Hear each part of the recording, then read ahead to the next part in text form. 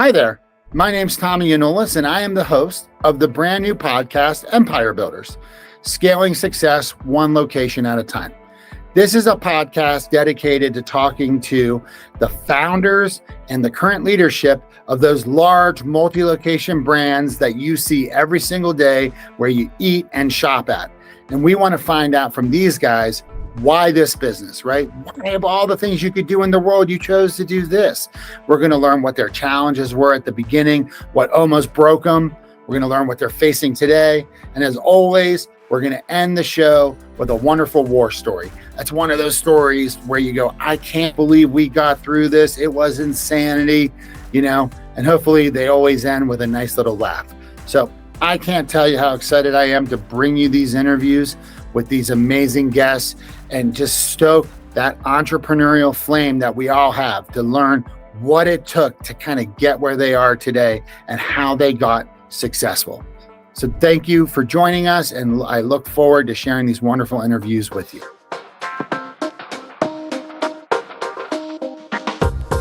Hey there, everybody. Welcome back to another episode of Empire Builders, the podcast that's focused on entrepreneurs and their empires and how they built them and why they built them and all that cool stuff. And we've got a great interview for you today. Please welcome to the show, Josh Chernikoff. Josh, how you doing, man? I'm good. Thank you. I got a little smile on my face when you said the word empire, building the empire. That hit me in the face pretty hard. Yeah. I mean, so some of us, our empires are our house, and some of us, our empires are the world. Yeah, I'm with you. It's just, we need to figure out our corner of the internet and dominate it. And that becomes our empire. That's right. Exactly. And, yeah, that's really funny. You're the first person who mentioned that. That's interesting. Yeah, that's cool. I really like this name. This is my second podcast. For those of you who don't know, my first podcast was really dedicated to restaurant operators.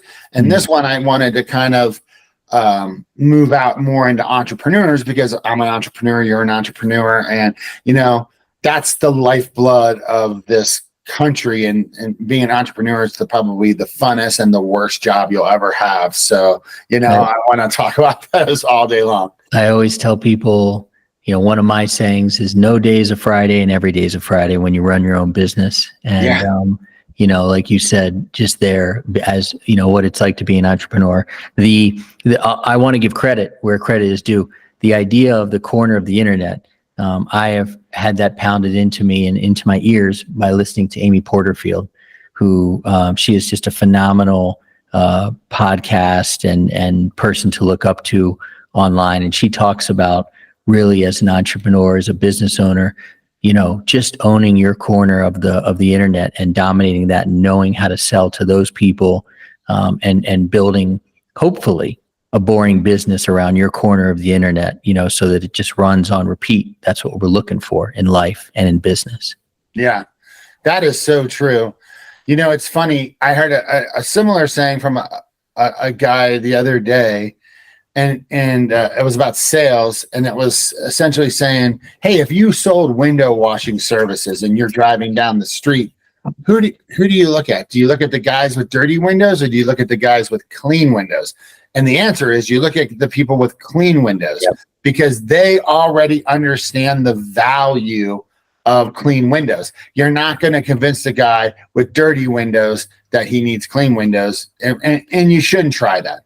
I love that, man. I lived it in my second business, Flex Academy. So I don't know when the right time to tell that story is, but I know exactly the window metaphor. I lived it. It took me 1.5 years to realize to talk to the person with the clean windows. But when I did finally talk to the clean window person in the after school enrichment space, the business took off. Yep. And it's taken me 9.5 years to figure that out. So, some people figure it out in 1 year, and some people figure it out in 9.5 years.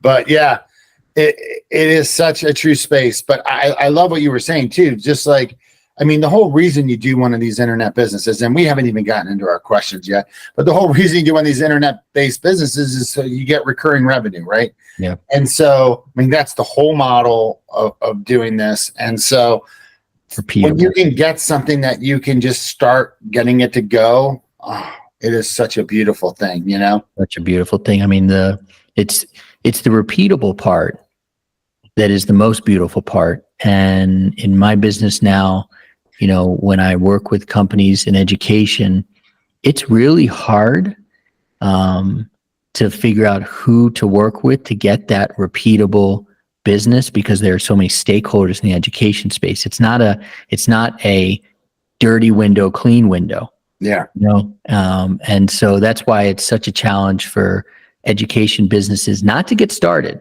because it's easy just to get started, but to really scale. And that's what I help them with, which is scale and repeatability in terms of, you know, leads and running your business. Sure. So, okay, well, let's get into question number one. We've just been chatting, but hey, it's no problem. We run a loose ship around here. That's right. So, no, Aye, Captain. No, I don't care. Yeah, I purposely put these podcasts together so I have zero editing. Like, you know what I mean? Like, I don't want to ever have to edit this thing. Yeah, totally. And some of these guys will have like producer calls ahead of time, and you got to go to 52 calls to get through. Because I was a guest on a lot of podcasts like a couple years ago. Yeah. And it's like, dude, come on, man. Let's roll. Let's just get some content out. All right, Josh, tell me about your businesses, and then and tell me kind of your role in those businesses.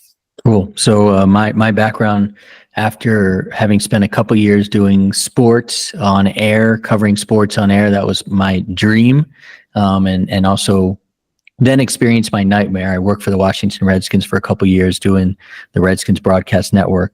I started a tutoring company. I had no business being in the education space. I only had a lot of tutors growing up, so that's what qualified me to select tutors.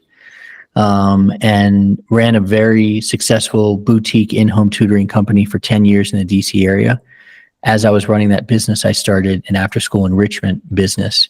After-school enrichment is generally on the top 1% of the PTA parents, and enrichment takes place from like 3 to 4 in the afternoon, whereas aftercare is from like 3 to 6. And so we were able to organize the whole kind of mom and pop operation that was being run by PTAs. And we helped providers, you know, the yoga instructor, the art provider, whoever that came in from outside, we were able to help them organize their business and scale it. I sold the tutoring company, rolled it all up into Flex Academies, the after-school enrichment business. We got into summer camps, we got into aftercare, and sold it when we had 82 schools. Wow. And we were rolling, and we were basically dominating from kind of DC up to New York. We knew exactly what we were doing in all of those areas when it came to after school enrichment. And when I sold that business, my wife came to me and said, so what are you going to do for work? That's a good question. And you didn't even get a day. Yeah. I said, you sold it at 5. Hey, it's 5:15. What are you going to be doing tomorrow? You're not hanging out here, so you might want to get started. I would have been happy to be a stay-at-home dad. I think our kid would love it too. But I said, you know, I'm going to help companies in education with lead generation.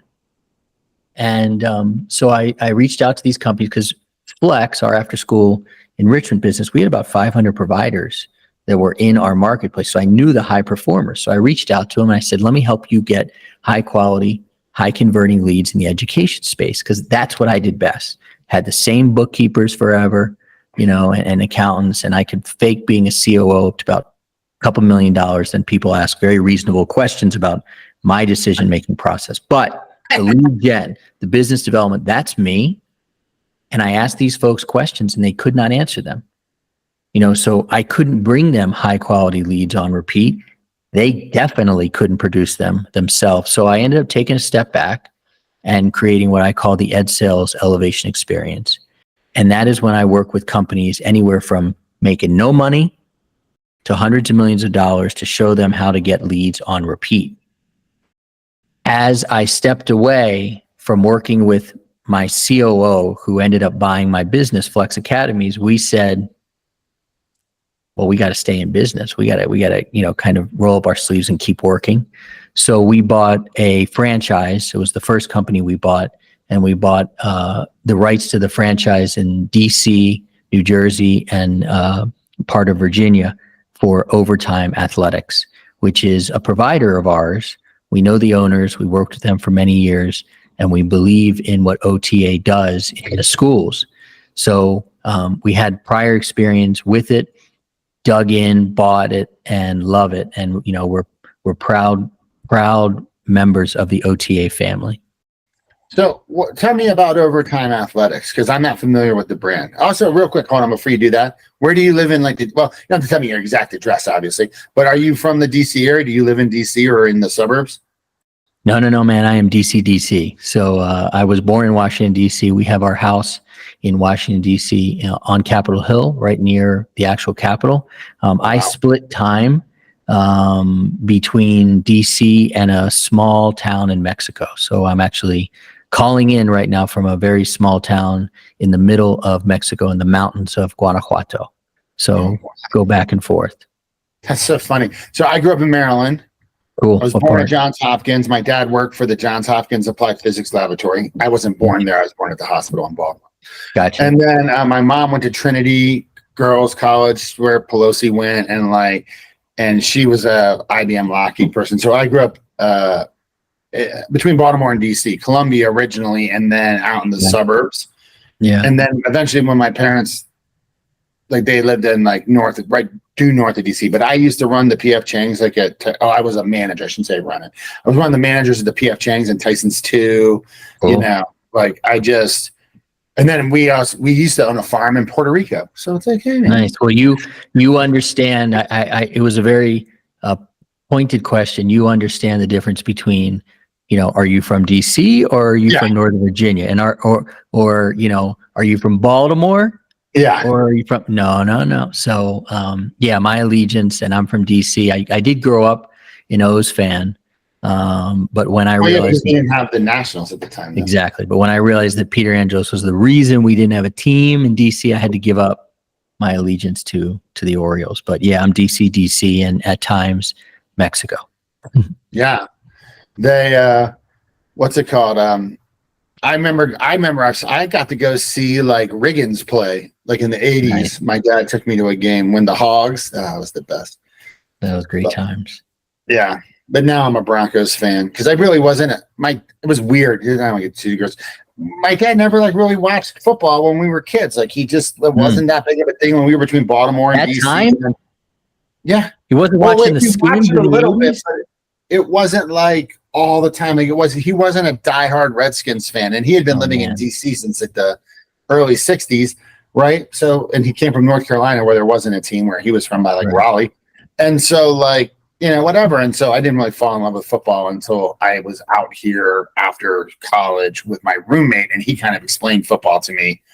And I was like, oh man, this is pretty amazing. And then I just became a Broncos fan. And I became a Broncos fan in '96. So then 2 years later, we won 2 Super Bowls. So it's woo, it was very easy. I used to watch games with my dad until he stopped watching games because he said he couldn't take it anymore. So that's how intense those games were when we were watching. And I can remember all the Super Bowls, in my mind, I can remember where we were. And so those were some really unbelievable years for the Washington Redskins. Unfortunately, when I worked for them, it was absolutely the most toxic work organization potentially in the world, certainly in professional sports. But now hopefully we're on the mend here because it couldn't get any worse. Yeah, it's ridiculous. That's funny. All right. So tell me, I'm going back to my question. Tell me about the Overtime Sports. So OTA, was started in Northern Virginia by the Chris's, and they're really good dudes who I've known for a long time. The Chris's, Chris Horick. Okay. And the other Chris now is going to kill me. For some reason, I'm having a very senior moment, and Chris is going to absolutely kill me. I just can't remember his last name. And yeah, he's going to kill me.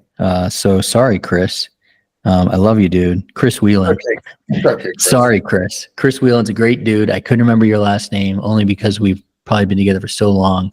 And so OTA was a big provider for my after school enrichment business. We relied on outside providers, Mad Science, Overtime Athletics, Young Rembrandts. These are the folks that we were not the experts when it came to providing the curriculum. We would bring them in and share revenue and get them scaled. And so we knew OTA well, we knew the product, and what after school enrichment program isn't looking for a sports program. Sure. And they're all looking for sports and art to begin. And so we bought those franchises and have been installing them into our territories in the schools. Sometimes Flex Academies, which is still running, will take over the whole program for a PTA and we'll push OTA in there. Sometimes we use OTA kind of as the Trojan horse to get into a program. And then we will say, you know what, if the time comes, we're happy to run the whole program for you. But OTA, really believes in kids having fun with sports, doing it in a safe way. And again, Chris and Chris have just built this really wonderful program that now they've sold franchises all over the country. So we're happy to be a proud of it. And I'm proud of those guys when I can remember his friggin' last name. That's the worst. The amount of panic you feel when you can't remember somebody's name that you should know is the amount of adrenaline that gets released. It's like jumping out of a plane, right? Yeah. Well, now I'm going to have to buy this guy, bottle of tequila and probably drink it with him. So there's more adrenaline coming. So real quick, I just want to make sure I understand this. So my kids used to go to after school care at the school on the days when we couldn't run and get them right after school. So the idea is you guys would come in. So let's say like there's a school and they don't have they have the ability to like offer after school care, right? But they got like a couple of like high school kids that are just watching these kids and they let them play kickball and they let them run around the playground, whatever. You guys are coming in with an organized program that says, hey, let us take this over and we can offer art and we can offer like organized sports and we can offer tutoring, math and, whatever it is, and make this a much better experience for you, give you a lot more options for these kids and make it a better experience for these parents too. So they feel like, oh, hey, I'm really getting something out of this other than I'm just parking my kid here because I couldn't get off work. 100%. I mean, I always used to tell people, remember the scene in Coming to America when he would point, he'd say, their McDonald's were McDowell's. They were aftercare and we were enrichment. Aftercare, there's nothing wrong with it. It's more glorified babysitting. It's absolutely necessary, for 3 to 4 hours after school. Enrichment is a more expensive proposition for a parent, but the kid is getting more out of it. And to kind of come full circle here a little bit on the window washing discussion we were having. When I started the business, I thought, my ideal client, and you can't start a business without understanding your own ideal client. My ideal client is going to be any school that doesn't have an enrichment program, because we'll just go in there and we'll install these amazing programs. And every school that I talked to would say, yes, we want this. Well, why wouldn't they? But they didn't have the culture of after school enrichment. So nobody signed up. Yeah. Now, take the window washing. When I went to schools that had large enrichment programs where the families depended on it, I would have to talk to the PTA or the school, administrator that was running it. And I would say, look, I understand your challenges with insurance, background checks, providers showing up, who's paying, quality, and I can solve all those things for you because they had pains. And I could solve those pains for them. So I had to kind of go away from, the person who had the dirty window, and I had to focus on the person who had the clean window, who had the culture, who had good questions. How are you going to keep my windows clean? What are you going to use to clean my windows? So they had good questions about the program I was going to run. And therefore I knew it was going to be a good program that people signed up for. So I have so many parallels to that in my own business, but I want to dig in on what you just said there. So was from your perspective, was like like when you were screening these people out, you're having that first conversation, was the questions that the prospect asked you, was that the determining factor if you thought, I'm going to disqualify this person or not? So like if you went in there, for instance, and like you were like, hey, Tommy, I've got this after school enrichment program. I'm like, yeah, sounds good. We should do that. And then I just didn't say anything else. You'd be like, this guy's never going to pull it off. But if I was there going, well, what about insurance? How are you going to get these guys in here? What is the cost? If I started nailing you with questions, was that kind of one of your initial clues? Like, okay, this guy understands what's happening here. Therefore, I can keep going down this path with him. Obviously, there's no 100% there, right? Like, just because I ask him questions, I could still suck. But you know what I mean? Like, it's pretty 100%. Is it really? Because if you ask those questions, then your IQ is high enough for us to run a really strong program. Now, the only caveat is if you're asking those questions just to bust my balls, and you've never run a good program, then yeah, it's not worth it to me. But if you're asking me those questions, so what I would do, and I always encourage the business owners that I work with, is, let's get out there and learn the objections and the rejections of your ideal client so that we can get out in front of those things. So that when I talk to them and I say, again, I know insurance, I know background checks, I know how to vet providers, I know how, to run a good registration platform. And they say, oh, are you a software company, or are you an after school enrichment No. I leverage off the shelf platforms. I don't care about platforms. I run an after school enrichment business. How much money do you guys want to make from your program? And they say, we can make money. Yeah, of course we can. Isn't that what you're looking for? You want safety and you want money, right? And so not only were we answering their pains, but then we were giving them some pleasure as well. Sure. So, I was always in favor of kind of going against the larger programs when I figured out that if I went to programs that weren't well built out, again, that had, dirty windows, then nobody was going to sign up. Because, as a parent, you can understand, like, if you are used to taking your kid from after school to the tennis instructor that you love, from after school to the, art studio that you love, you're not going to pry your kid away from that instructor just because it's more convenient for you to leave them there. Sure. So it would take a generation of families to kind of change the culture, to change the culture from pickup to leave their kids there. And I didn't have that much time. Yeah, of course. Well, and I'm just going back to myself too. It's interesting because we live in such a different world today than we lived in 30 years ago. When I was a kid, first of all, we lived out in the boondocks. We lived out in the country. There was no after school anything for me. You know what I mean? Like, there were no programs or things. It was like, get on the bus, go home, wait till your parents get home, whatever. Right. But now, like, we all live for these kids, and it's like, it's amazing how guilted into stuff we are. And like, we spend so much money on these children, making sure that they have every opportunity to flourish their little brains. Right. So I feel like in this culture, in this world today, it would be easier today than it would have been 30 years ago. But I want to pivot there. What you said about the culture of the school, because we find the same thing in our business. We run an operations management company, right? So we help large multi-location organizations like manage all of their different locations and make sure people are doing things that are at the base level. It's all about really just making sure people are clean and safe and ready to go. But then it expands very quickly into basically making the business more profitable and running better, because you now have a platform you can communicate with everybody on and hold people accountable to. But what I've noticed is, I'm a huge believer in the Pareto principle, right? 80-20.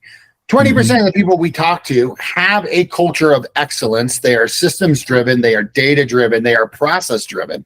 And so therefore, for those people, it's so easy because they already see the value of what you're doing, and what you're really selling them on is that this is a better way to do what you're already doing, right?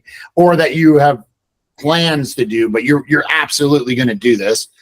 80% of the people, I find that we were trying to convince them that running a business using systems and processes and data would be a good way to potentially run the business. And then for years, we tried to convince those people that this was the way to go. When we expended so much time, energy, and money, dirty windows people, they didn't get it, right? And then occasionally you would get those people to sign up, but they would never stay. You know, I had a donut company. I think I mentioned this in the last episode. I had a donut company that came to us twice in a year. We had all they literally had to do at that point was just go, okay, we're going to use the program versus paper to do this. They could, like 5 shops, not even big, could not pull it off. Then they quit after paying us for like 6 or 8 months. Then they came back like maybe 6 or 8 months later and did that again and still could never just get their people to do it. That's a cultural issue. That's a management issue. You can't that guy was convinced he needed to do it, but wasn't capable of actually doing it. It was really those people are the most frustrating people in the world because they're so close. It'd be like stopping a marathon at 26 miles and not running the last 2/10 of the thing, you know? It's not good. What you got to have, so in your business, is your Michael Fay. And I'll tell you, Michael Fay in my life came into my business Flex Academies when we were scaling. And, I always use this analogy. My dad used to talk about swarm soccer, when the kids just follow the ball and you go wherever it is. But eventually, you start playing positions. And when Flex was ready to play position soccer, Michael came in and he started coaching, and I just basically sat on the bench and I was the bench coach. And Michael always says that, I was the finesse and he was really the brains and the muscle, and he's right. But Michael also now, owns, he's somebody you should talk to. He owns, I don't know what the number is now, 30 plus Subway franchises. We're still in business together with Flex. We're still in business together with Overtime Athletics.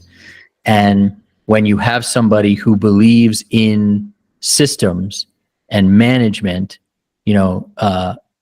on your team, even if you're me, because I was not the biggest believer and or ability to manage those things. When you bring somebody who can, and to step aside, you're going to be good. But you got to have somebody who can do that for you. And it's interesting too, and what we find a lot in our business is a lot of the, especially in the restaurant industry, I will say, but I think it's true of a lot of multi-location businesses, is that there is an issue with people who, if you're not a systems person, you look at systems as this is going to show everybody how bad of a job I'm doing.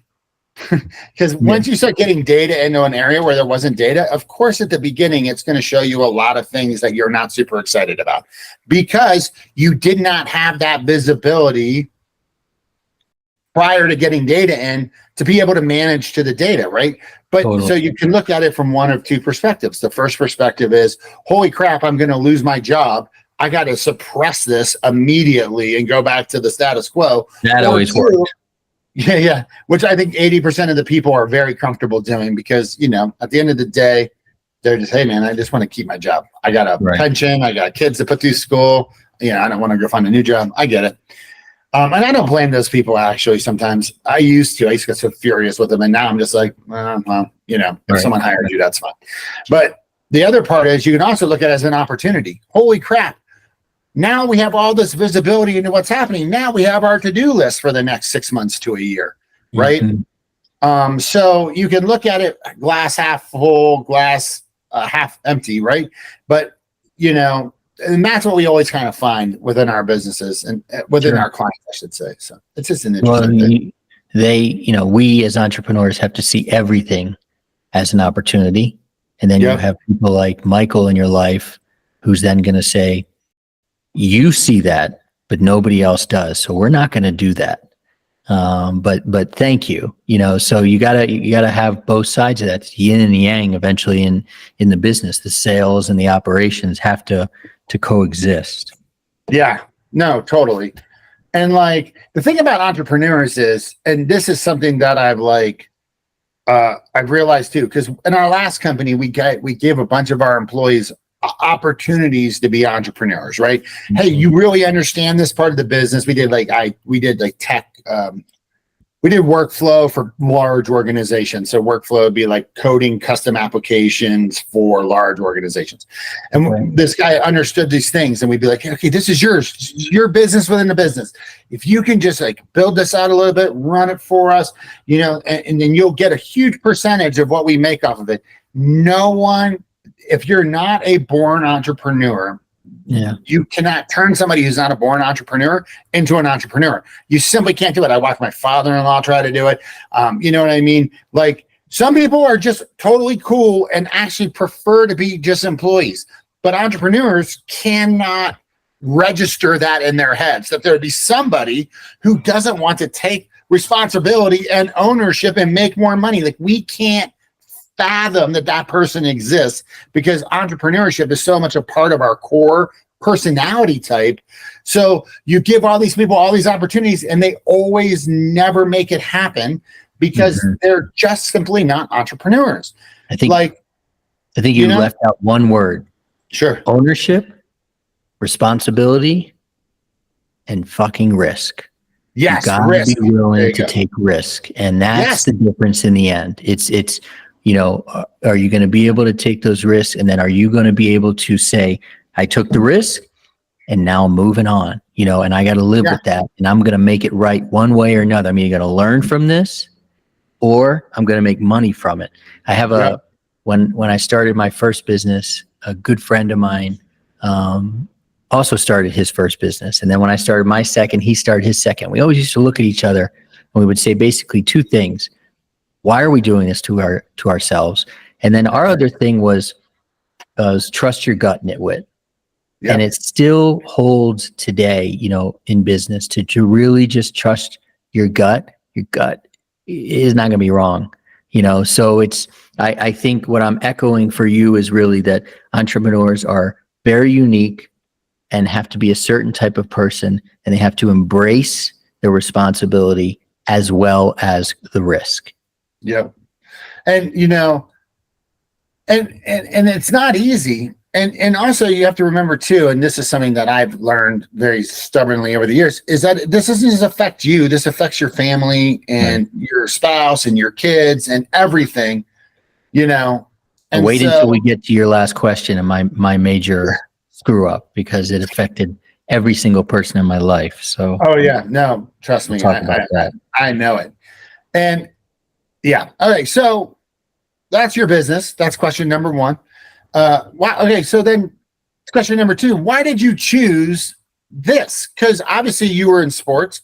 Another similarity between us is that you were obviously trying to do on-air work. I was a stand-up comedian for like a decade. So it's funny that like how it's just interesting little thing. But why did you choose this? Why did you get into education too? Because you mentioned like, your all experience with tutoring was that you were tutored as a kid. So yeah, that's it.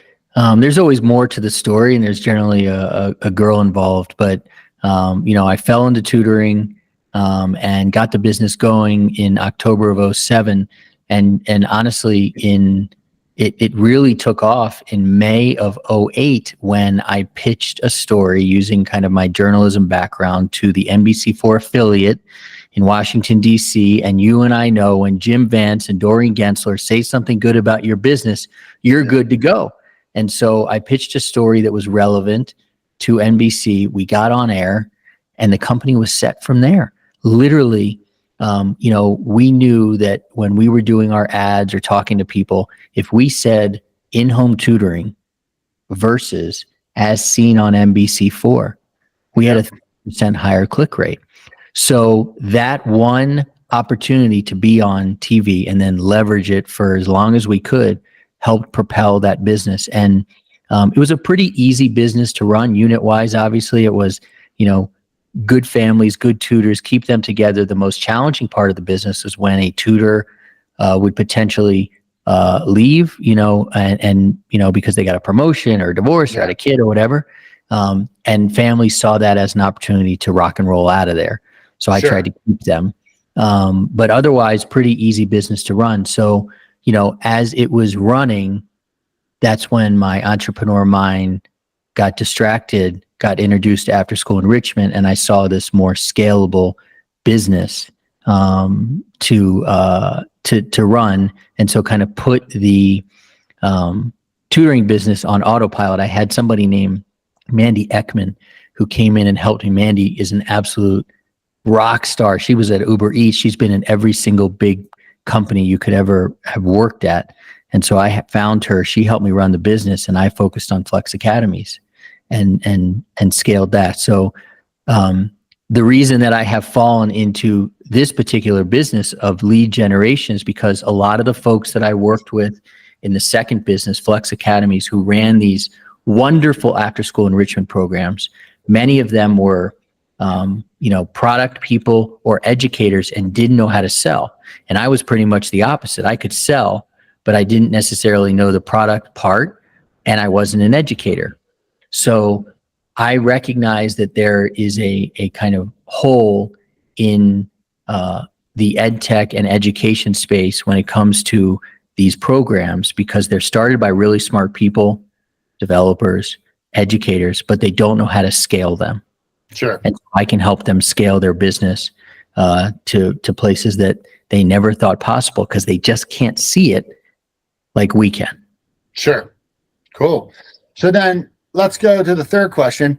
What were some of your biggest challenges when you first got started? And you can pick which business you want to choose from. Like, what was like when you were really like, man, this is kicking my butt at the beginning. How do I solve this? Yeah, my biggest challenge in this business, the EdSales Elevation Experience, at the beginning was not knowing my ideal client. And I know it sounds fundamental, but I didn't kind of practice what I was preaching. And Sure. So I was really open to working with anybody who wanted leads in the education space. But when I started creating an offer, an actual offer that was repeatable, that's when the business got easier and started taking off. And I got away from customizable work.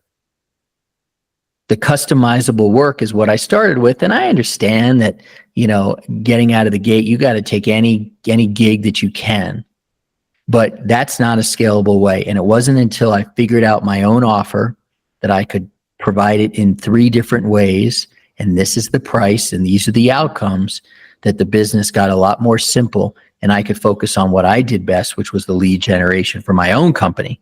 One of the things I love about this company is that everything that I do for my clients, I do for myself. Sure. And so, I can show them that it works. So the biggest challenge out of the gate for me was just doing too much customizable work until I was able to figure out the ideal client. And then with your current like the sports part of your current business, you don't have gyms, right? You just literally are sending coaches to schools. Is that correct? I friggin' hate overhead. Always have. No, we take our program, our coaches, train them up, give them great gear to use, footballs or whatever it is, great gear so that they display themselves well when they walk up to those schools. So no, we do not have gyms. We utilize the space after school in these school systems that we are in. Sure. So you essentially are hiring and doing background checks on these coaches for all these different sports, and then you're providing them with like equipment that they keep at their homes or their apartments, whatever, in their garage, and then they go and travel from school to school to school all week long for a couple hours a day, bringing this equipment in and running a sports program for these kids and coordinated through the other thing. Now, do these coaches own part of the business, or are they just employees? In many cases, they're independent contractors. Got it. Because they do set their own schedule. But we could go back and forth on employees versus independent contractors. Yeah. But they're out there at each different school. And I think the most important part in terms of where we go to is that we rent the space. And I am a firm believer in not having leases, not having space that you rent. And that belief came in huge as the world was ending with COVID. Because we were just able to kind of walk away from all of our little commitments that we had, and they had to give us our money back because we hadn't rented the space. But if you had a 3-year lease on a gym or a studio, like, that's a problem. Sure. That was a problem. Yeah. This is my second company with my same business partner, and we've never had an office ever. Yeah. And people were like, well, you should have an office. And, but then when you have an office, you have to hire everybody that lives in your town. So then you can put people in this office. Nobody wants to drive to an office. Like, if you have the right style of work, you can make not having an office work for sure. Project work versus like just me having to supervise you clicking something. You know what I mean? But, true. Right, that's true. And you also have to have that crazy friggin' desire that we have inside of us that other entrepreneurs do, that, like, I've been up literally since 4:30. Yeah. And a buddy of mine who's 2 hours ahead of me on the East Coast texted me this morning. He's like, what are you doing sending emails? I'm like, I'm so excited. Like, I want to work, man. I want to do this. I'm so pumped. Yeah. That's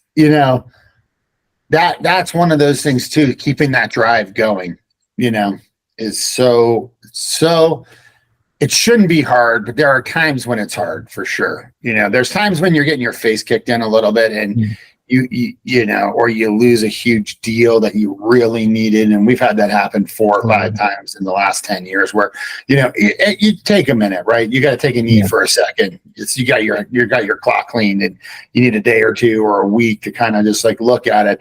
But then the true entrepreneurs is eventually, after you get your clock cleaned and you shake your head and get the cobwebs out of it, you go, what did I learn from that? Because I do not want to go through that again. You know what I mean? Shit. No, and I think you make an amazing point about taking that knee, and just taking the afternoon or the day or the week off, and it's not going to change what happened, but it will give you new perspective and it will hopefully refresh you. So I think you make it a really important point for everybody out there to recognize when you've gotten your ass kicked, just to take a little bit of time for yourself.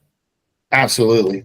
I could name 5 deals right now at the top of my head that could have changed my world and would have changed my world even through today. And they all got, like, we either lost them or they got stolen from us or whatever, and it was like, ugh.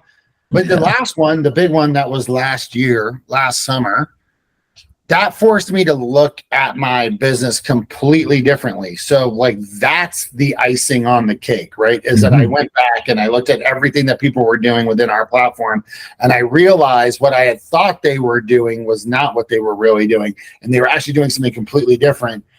And so by figuring that out, I was like, okay, this is amazing, right? Like, holy, this is the best. Like, I learned so much from this. Like, this is $1 million lesson. So even though we didn't make that $500,000 deal, it was still, this is $1 million lesson. So it was, I'm with you. Question number 4. Question number 4. What are your big challenges today? My big challenge right now is more of a personal one. I'm pretty good right now in terms of 2 levels of my business, in terms of creating cohorts for the EdSales elevation experience, and really understanding the pains and the pleasures of that client, and what they're looking for in a cohort to eventually be able to manage their leads on repeat. I'm pretty good at being able to talk to companies who are looking for me and my team to come in and work directly with their company using my course, the EdSales Elevation Experience. Where I am not good right now is trying to really figure out and getting back to the customizable work. I'm a little bit fearful of doing it only because I almost know too much. And when I step in and do that, customizable work, if they're going to bring me in to do biz dev, I know I'm going to end up being the CEO, the COO, the CFO, and a therapist to everybody in that company. And although those are higher ticketed items, it takes so much of my time and energy. And so the challenge right now is figuring out how I can really upsell and serve larger clients without, taking 80%, if not more, of my time to serve those clients, because there is an opportunity cost. Whereas my cohort and my, when I work with clients as my team and their team, it's a really set schedule that we have, and we're very productive over those 12 weeks. And so, it's a personal thing. I've got to get through it. I've got a coach that I work with on a weekly basis, and we're constantly in touch. So that's my biggest challenge right now. It's kind of a personal thing. There's this guy named Jack Trout, and he wrote all these branding books in like the 80s and 90s. And I really liked his books. They were great. But, the thing that he would always say is that part of having a brand, or part of having the discipline to say no to all the opportunities, right? Like, that if you spent 80% of your time, because you're almost consulting at that point, working with one client, that can make you a lot of money in the short term, but then you're not doing the biz dev that's going to make you the easy money where you could be sitting on a beach in the long term, right? But it's hard because you want that money, and it's hard to say no to that money and walk away. But I do think it's when you actually get the discipline to go, nope, this is ridiculous. Like, nope, my time's worth more than this like short-term money, and I would do better for myself just to get 5 more new clients on. That's when your business really starts to go crazy. But you can't, it's hard to do, man, because that money is real money that you could put in your pocket today that could help you pay off a bill today, help you go on vacation today. You're so right. So that's, you understand the kind of the conundrum. So can I find the balance between that customizable consulting work without, giving it everything that I have time-wise? It's tough. Yeah, no, it's tough. I do the same thing. And like, it's also easy to do a lot of that extra stuff when you're slower, right? Or like you have a little bit more time. Right. Because then you're like, well, I have time right now. Like, we don't have a ton going on, blah, blah, blah, blah, blah. And but then of course, then you dig into that, and then the next opportunity comes, and now you're like, oh crap, now I'm working 80 hours a week again, and my wife's yelling at me, and I don't see my kid because I wasn't being disciplined. Yeah. And, I want to say one thing I just said to you, without giving it everything I got. And here's the thing that I end up finding in situations like that. When I mean everything I got, I mean like every frigging second of my time. And I find, I don't know if you have found this, when you do that consulting work, it feels like you care more than the actual owner of the business. And you're like, really? You don't want to do that? You don't want to try this? You don't see it that way?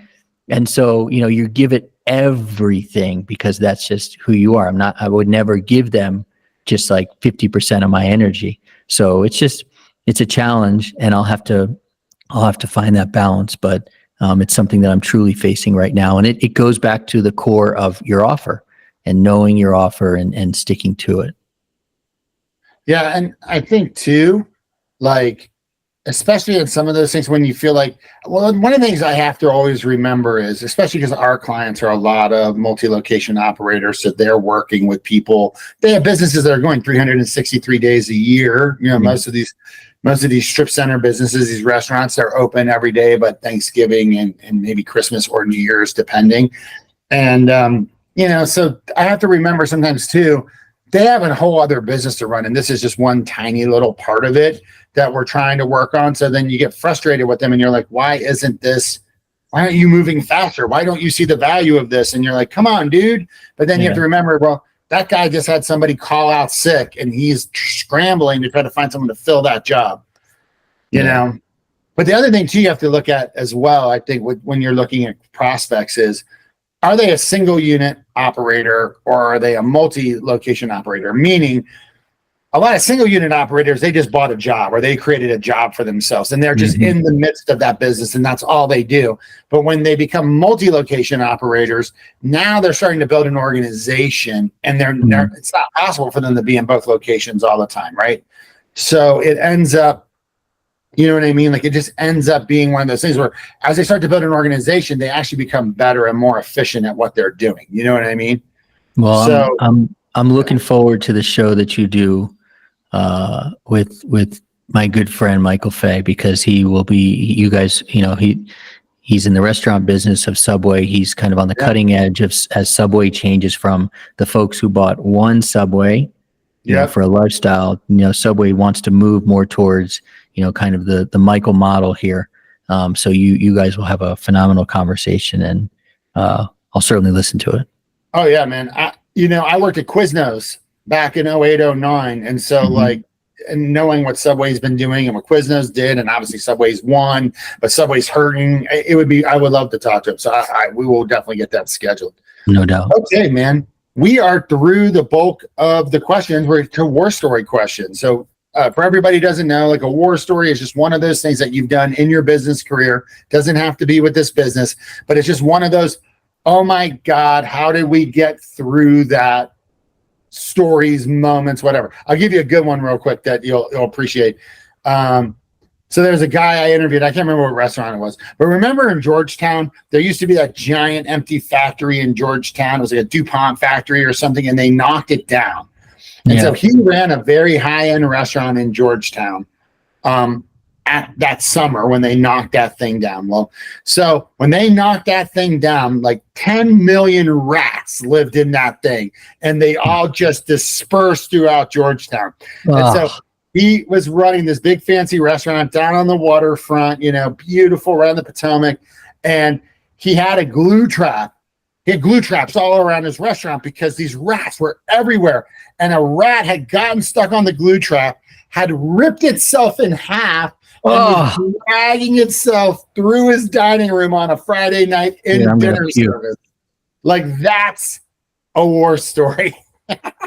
And that, my friends, that's DC rats for you.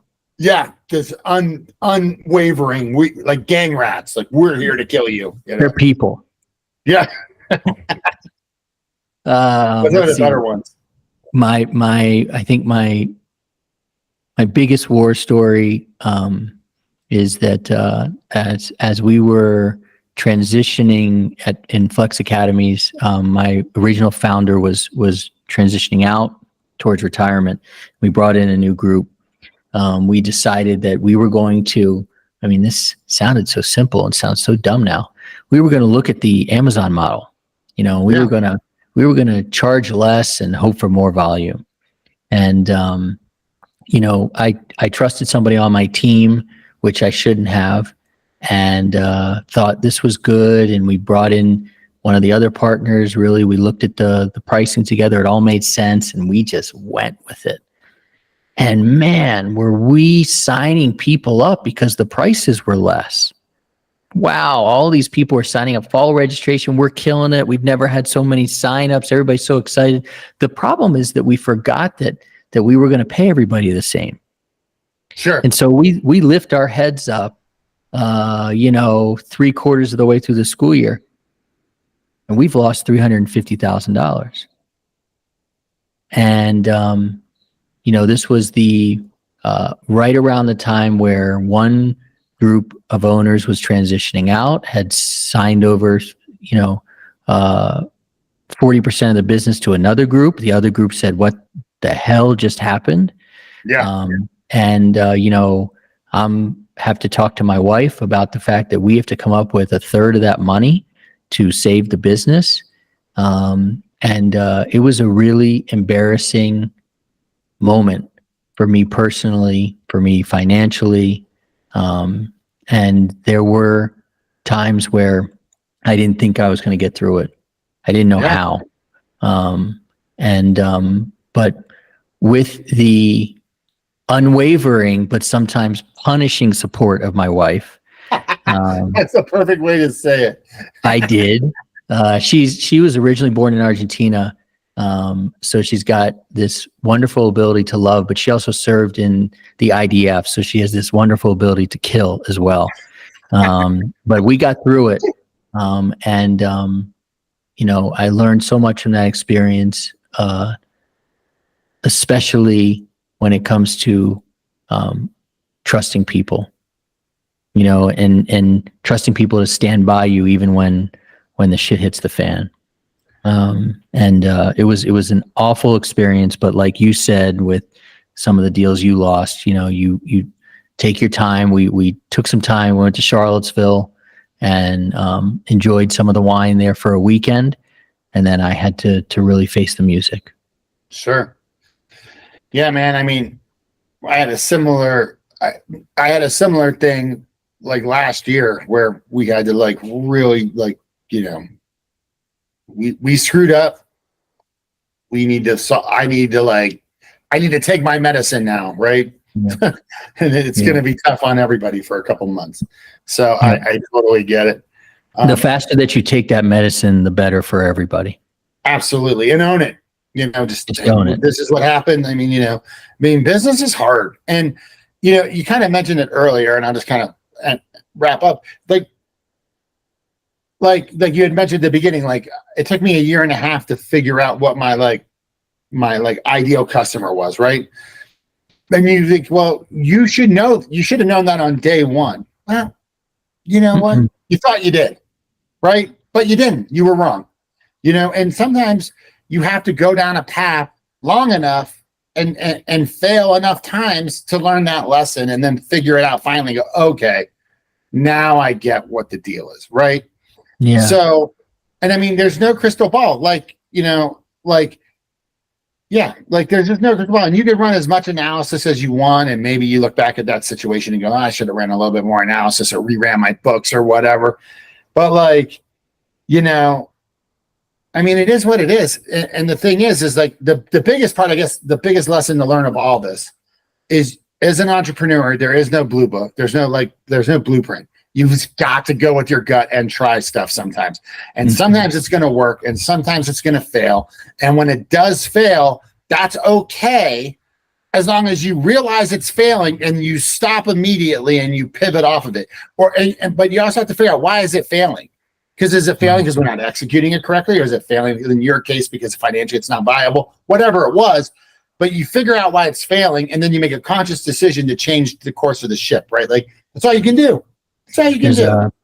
A guy I got to know through the after-school enrichment programs. His name is Elliot, and he runs chess programs.